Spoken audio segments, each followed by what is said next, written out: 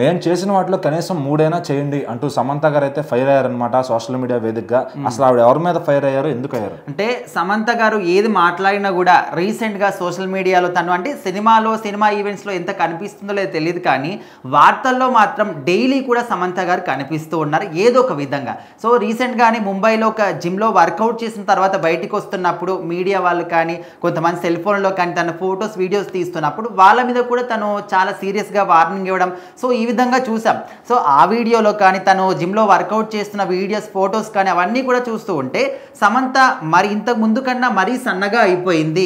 ఏం జరిగింది, already myositis వ్యాధి వచ్చింది, దానికోసమని తను సినిమా ఛాన్సెస్ వదులుకోవడం కానీ సినిమాకి సంబంధించి ఏ దాంట్లో కూడా పాలు పంచుకోకపోవడం కానీ ఇవన్నీ కూడా మనం చూసాం.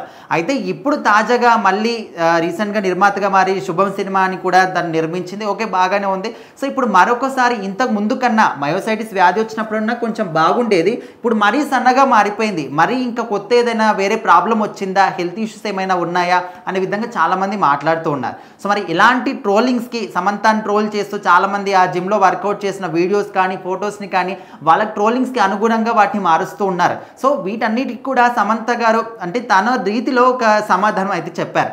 మీకు సిగ్గు ఉంటే ఫస్ట్ మీరు ఒక 3 పులప్స్ చేయండి, ఈ విధంగా పులప్స్ చేయడం మీకు సాధ్యమైతే అప్పుడు ఈ విధంగా ట్రోల్ చేయండి, నేను కూడా ఒప్పుకుంటాను. కానీ ఫస్ట్ మీ ఆకారం మీరు ఒక అద్దంలో చూసుకొని మీరు ఏ విధంగా ఉన్నారో, మీరు ఒకరి మీద కామెంటరీ చేయగల ఒక అర్హత మీకు ఉందా, మీకు అర్హత ఉంటే అప్పుడు కామెంటరీ చేయండి. కానీ ఈ విధంగా ఎదుటి వాళ్ళ మీద ఎదుటి వాళ్ళని ఎప్పుడు బ్లేమ్ చేద్దాము, ఎదుటి వాళ్ళని బాడీ షేమింగ్ చేద్దామా, వాళ్ళ లైఫ్ ఏ విధంగా ఉంది, వాళ్ళు ఏం చేస్తున్నారు, ఎక్కడికి వెళ్తున్నారు, ఇవన్నీ పట్టించుకోకండి. మీ లైఫ్ బాగుంటే మీరు బాగా ఉన్నారని మీకు అనిపిస్తే అప్పుడు ఎదుటి వాళ్ళని కామెంటరీ చేయండి అనే విధంగా సమంత గారు మాత్రం గట్టిగానే అందరికి కౌంటర్ ఇచ్చారు. మరి దీనికి సపోర్ట్ చేసే వాళ్ళు కొంతమంది ఉన్నారా లేరా అంటే ఆల్మోస్ట్ అందరూ కూడా సమంతకి ఒక 80% అందరు నెగిటివ్గానే ఉన్నారని చెప్పుకోవచ్చు. ఎందుకంటే నాగ చైతన్య గురించి మాట్లాడిందంటూ కూడా కొంతమంది మాట్లాడుతూ ఉన్నారు. కాకపోతే ఇందులో నాగ చైతన్య గారికి కానీ తనకు ఎలాంటి సంబంధం కూడా ఈ పోస్ట్లో లేదు. జస్ట్ ఎవరైతే సమంతని కామెంట్స్ చేస్తున్నారో ట్రోల్ చేస్తున్నారో వాళ్ళ గురించి మాత్రమే సమంత గారు ఈ పోస్ట్ పెట్టడం జరిగింది.